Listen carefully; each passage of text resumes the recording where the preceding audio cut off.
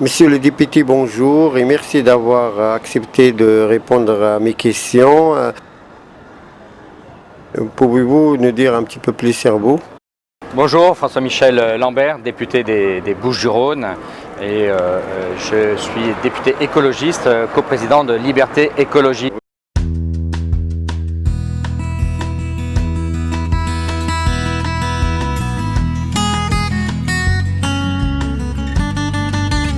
Vous étiez l'initiateur d'un appel au Premier ministre pour demander la régularisation de tous les sans-papiers. Alors j'ai initié un courrier au Premier ministre pour demander, dans le cadre de la crise Covid-19, la régularisation de tous les sans-papiers. Nous ne pouvons pas ne pas regarder ces centaines de milliers de personnes qui sont sur notre sol national et ne pas leur tendre la main et leur permettre d'être dans une période apaisée pour eux-mêmes, c'est-à-dire avoir des papiers, être en régularité et évidemment pouvoir avoir les réponses nécessaires à la prise en charge en cas de maladie, en cas de manque, pour l'alimentation, pour le déplacement. Aujourd'hui, vous êtes un sans-papier dans le cadre de la crise Covid-19 et des suites que nous connaissons. Eh bien, c'est extrêmement compliqué de bénéficier, voire on est interdit d'accès, des aides que nous mettons en œuvre en termes de solidarité humaine. Cette solidarité humaine, elle ne peut pas s'arrêter qu'aux seules personnes en régularité sur le sol français. La solidarité humaine, c'est pour toutes les personnes présentes sur le sol national que nous devons la mettre en œuvre. Voilà le sens de ce courrier signé par 125 députés et sénateurs. Et malheureusement, le gouvernement n'a pas beaucoup avancé. Indépendamment des Covid-19, faut-il régulariser les sans-papiers et pourquoi? La question, elle est au-delà de la crise pandémique de Covid-19. C'est la régularisation des sans-papiers et la seule sortie possible de la situation dans laquelle nous sommes. Certains estiment que depuis la dernière régularisation, qui a eu lieu en 1999 sous le gouvernement de Lionel Jospin, il y aurait 600 000 personnes en situation irrégulière. Le chiffre semble important, mais rapporté à une vingtaine d'années, ça ne fait que 30 000 personnes nouvelles par an, un tiers du Stade de France. Ces 600 000 personnes, c'est aussi un chiffre tellement important que qui peut croire que ces personnes vont repartir? Peut-être quelques-unes, 1000, 2000, nous arriverons à trouver des moyens pour les faire repartir, mais il en restera toujours 598 000 autres qui sont sur le sol et qui sont dans un entre-deux, sans pouvoir construire leur vie, sans pouvoir être assurés pour leurs enfants du devenir, sans pouvoir avoir un accès à un travail régulier. Et justement, en parlant de travail, ces 600 000 personnes en situation irrégulière, elles permettent à certains employeurs peu scrupuleux de baisser le coût du travail. Donc c'est aussi pour tous ceux qui sont ici en France, et notamment les travailleurs français, une baisse de la rémunération auquel ils ont droit. Donc c'est un intérêt commun d'aller de l'avant sur cette régularisation. Ça permettrait enfin de donner un avenir aux uns et aux autres. Ça permettrait à la France d'être apaisée sur ce sujet. Ça permettrait aussi à tout le monde d'être respecté, puisque certains employeurs peu scrupuleux ne profiteraient pas de la présence de personnes en situation irrégulière pour faire baisser le coût du travail. Le coût du travail, c'est le respect de ce que donnent les hommes et les femmes en termes d'engagement. Moi, je souhaite que nous allions vers cette régularisation des sans-papiers dans l'intérêt de tous. Que pensez-vous de l'amendement proposé par votre ami MJ Delgrab visant la régularisation de 300 000 sans-papiers? Moi, je soutenais évidemment l'amendement de mon ami MJ Delguerab. La question aujourd'hui est pourquoi d'autres pays comme l'Espagne, l'Italie, le Portugal, notamment, ont fait des régularisations sous différentes formes, mais des régularisations de masse. On parle de 200 000 personnes en Italie, plutôt les travailleurs saisonniers, qui ont bénéficié maintenant d'une régularisation et donc qui sont apaisés le matin quand ils se lèvent pour venir travailler et qui participent à la création de richesses dans un pays qui a besoin de se reconstruire, qui a besoin de continuer à distribuer, à ramasser, à distribuer les produits, les légumes et les fruits, puisque ce sont des travailleurs saisonniers agricoles. C'était le sens aussi de l'amendement de MJ Delguerab. La France, elle n'est pas différente de l'Espagne, elle n'est pas différente de l'Italie, elle n'est pas différente du Portugal. Elle a les mêmes difficultés, elle a les mêmes personnes sans papier qui sont disponibles. Je ne comprends pas la réponse qui a été apportée à cet amendement. Elle n'est pas à la hauteur de l'histoire. Après le coronavirus, quelle est la situation dans le secteur des bâtiments et les marchés de travaux publics? Sachant que le secteur des bâtiments ne connaît pas le télétravail. La question du bâtiment, on s'inquiète. Je crois qu'il faut qu'il y a une crise conjoncturelle de quelques mois, mais dès 2021, la croissance de l'emploi dans le bâtiment va être importante. On sort de la Convention citoyenne pour le climat, le président de la République l'a dit, tous les parlementaires le réclament. Il y aura des moyens supplémentaires pour la rénovation thermique. Et la rénovation thermique, c'est avant tout des bras. Il faut soulever des isolants, il faut les poser, il faut réparer des maisons, il faut changer des fenêtres. Bref, il faut beaucoup de main-d'œuvre. Et donc, ça créera de l'emploi pour tous. Mais moi, ce que je crains, c'est que s'il y a des sans-papiers, ça permettra à des employeurs peu scrupuleux de faire baisser la rémunération des Français en les mettant en concurrence avec des personnes sans papier. Alors que si tout le monde est régularisé, eh bien, le salaire minimum, le SMIC, s'imposera à ces employeurs peu scrupuleux comme à tous les autres que je connais respecter la loi. Emmanuel Macron dit oui à 143 propositions de la Convention citoyenne pour le climat.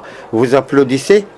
La Convention citoyenne pour le climat, Emmanuel Macron a validé 146 des 149 propositions, mais il semblerait que ce soit moins volontaire que ce qu'il a laissé entendre lundi à l'Élysée. Donc moi je suis un adage très catholique, je suis comme saint Thomas, je ne crois que ce que je vois. Et aujourd'hui je vois qu'on nous parle de solidarité humaine, mais on ne sait pas avancer et proposer la régularisation des papiers. On nous parle d'action sur les enjeux de la transition écologique, mais dès qu'elles sont proposées, ça bloque, c'est toujours trop tôt, trop vite, trop fort. Alors que sur d'autres sujets, on va très vite, très fort, très loin. Donc moi j'attends vivement le remaniement et ce qu'il pourra être construit derrière, la capacité de Emmanuel Macron et du nouveau gouvernement à être à la hauteur de l'histoire sur les enjeux climatiques, mais aussi de l'histoire humaine, c'est-à-dire la régularisation des sans-papiers. L'un ne va pas contre l'autre, au contraire, c'est un moyen d'apaiser le pays. Que répondre aux personnes qui disent qu'il y a du chômage en France et pourquoi prendre des étrangers, leur donner des papiers et un travail? Je dis que la présence de sans-papiers en France, elle est effectivement peut être contestable. Ces personnes parfois sont rentrées de façon illégale. Très souvent d'ailleurs, je rappelle que les sans-papiers c'était des personnes qui étaient en situation régulière et que pour X et Y raison l'administration ne leur a pas renouvelé leurs papiers. Ils sont là depuis plusieurs années, parfois ils sont nés et ils ne savent pas où repartir. Donc ils restent chez nous sans papier, ils restent ici en France sans papier. Ils sont chez eux et j'insiste là-dessus. Et ceux qui parlent justement de cette notion de chômage, je leur dirais deux choses. Un, qu'ils relisent Cavana et l'Hérital. C'était dans les années 30, c'est ce qu'on critiquait des Italiens, sauf que les Italiens étaient les seuls à vouloir accepter certains métiers et le père de Cavana était égoutier. Il prenait des risques colossaux pour aller déboucher les égouts. Et puis je leur dis la deuxième, tant qu'il y aura des personnes sur notre sol qui n'auront pas de papier et qui ne partiront pas, eh bien les employeurs peu scrupuleux en profiteront pour faire baisser la rémunération du travail et donc c'est néfaste pour tout le monde. Quel est le Français, puisque c'est ce que certains disent, qui acceptera d'être payé en dessous du SMIC parce qu'à côté il y a un sans-papier qui serait payé par l'employeur peu scrupuleux en dessous du SMIC? Pas de Français. S'il n'y a plus de sans-papiers, l'employeur peu scrupuleux n'aura pas d'autre choix que d'être au même niveau que tous les autres, que 98% des employeurs en France, c'est-à-dire de payer au juste prix le travail fourni. La question suivante concerne la migration climatique. À l'avenir, les changements climatiques sont susceptibles d'accentuer les mouvements massifs de population. Un rapport de la Banque mondiale indique que plus de 143 millions de personnes pourraient devenir réfugiés climatiques et donc partir du sud vers le nord. Moi je suis député écologiste et je suis engagé en politique chez les écologistes depuis 30 ans maintenant.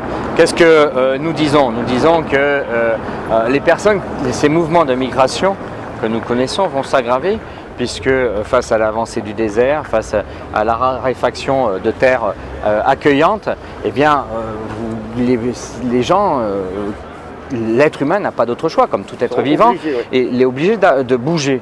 Donc rappelons que les principaux pays qui reçoivent ces migrations ne sont pas en Europe, hein, le Liban ou la Turquie, pour citer cela. La guerre de Syrie, elle est née de migrations très fortes, après 2 ou 3 années de sécheresse qui ont eu lieu dans une partie de la Syrie. On connaît ça dans d'autres régions du monde. Donc les chiffres vont de quelques centaines de millions jusqu'à 1 milliard de personnes qui pourraient être amenées à se déplacer. Forcément que des terres plus accueillantes comme les nôtres verront arriver des personnes. Qu'est-ce que l'on fait? On monte un mur. Qui peut croire que le mur américain bloquera quoi que ce soit, le mur entre les États-Unis et le Mexique, le délire de Trump bloquera quoi que ce soit? Il fait tenir quelque temps, mais la réalité s'imposera. On les accueille tous sans autre... Et après on a des difficultés. Oui, il faudra les accueillir, mais est-ce que l'on ne peut pas baisser la pression? Et c'est ça qui est important, c'est qu'il y a une troisième voie, c'est celle de l'aide aux autres pays, souvent sur les autres continents que l'Europe, à faire en sorte que face à ces changements climatiques, eh bien on arrive à créer des conditions d'accueil pour les personnes et non pas des conditions de rejet et qui les obligent, pour sauver leur peau, à venir en Europe. Et c'est pour ça que l'on prône à ce que 1% du budget de la nation soit consacré à l'aide internationale. C'est pour ça que ce mercredi 1er juillet, avec d'autres collègues, nous proposons un crédit d'impôt sur tous les transferts d'argent entre la diaspora installée en France et les pays africains et d'autres continents, un crédit d'impôt sur les frais de transfert pour que plus d'argent, que chacun fait son choix individuel, puisse partir et permettre de conserver, de fixer des populations dans les pays d'origine. Le crédit d'impôt serait une faible charge pour l'État, mais serait un signal extrêmement fort pour permettre ces transferts d'argent vers d'autres pays. Voilà, c'est ça, ce sont ça les réalités. Quelle est la différence entre un sans-papier et un clandestin? Oui, on peut faire une différence entre un sans-papier et un clandestin. Le clandestin est la personne qui est rentrée de façon illégale. Le sans-papier était ici en France pour X, Y raison. Il est né en France, il est venu avec ses parents, il était étudiant, et il avait un contrat de travail de 6 mois et il se retrouve à ne pas avoir le renouvellement de ses papiers. Donc il n'est pas venu de façon clandestine. Mais moi je ne fais pas de différence. Ce sont des hommes, des femmes, des enfants. Ils sont dans une situation qui ne leur donne pas d'avenir. Et donc c'est à nous de leur donner un avenir. Et l'avenir, ça passe par des papiers, par la régularisation. Avez-vous quelque chose à ajouter ou un mot de fin? Et merci d'avoir répondu à toutes mes questions. Moi je sais que le gouvernement a conscience de ceci. Il est plutôt prudent et ne souhaite pas faire une grande régularisation des sans-papiers comme on a connu dans les années 80 et 90. Il est plutôt sur définir des catégories qui feraient que 30, 40, 50 000 personnes seraient d'un seul coup régularisées. Par exemple, ceux qui sont nés sur le sol français, ceux qui ont un contrat de travail en bonne et due forme, ou je ne sais. Moi, je dis que ça ne suffit pas. On ne peut pas avoir une personne qui est dans cette situation en France et qui respecte tout le reste de nos lois. Je rappelle qu'être sans papier, ça ne veut pas dire ne pas respecter les règles de la République. Mais s'ils respectent toute notre République, eh bien, nous devons leur donner des papiers et ne pas choisir lui parce qu'il a un job, elle parce qu'elle est née sur le sol français. C'est à 600 000 personnes, peut-être 300 000, on ne connaît pas bien les chiffres, mais à tous ceux qui sont sans papier et qui respectent la République française, leur donner des papiers pour qu'ils aient un avenir avec nous.